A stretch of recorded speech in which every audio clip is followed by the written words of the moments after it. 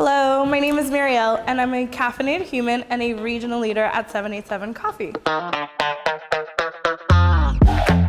Cafe Cubano, also known as Cuban Espresso, is a type of espresso that is made by adding sugar to the coffee grounds before brewing.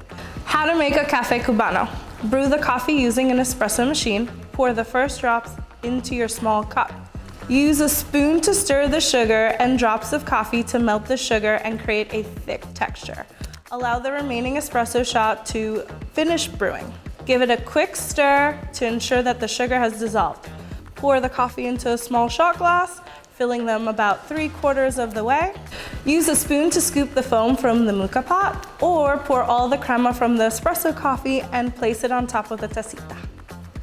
Stay caffeinated and keep watching our Coffee Drinks Explained guide courtesy of 787 Coffee from farm to cup coffee experience. Sustainable growing process, roasted to perfection and brewed with passion and love.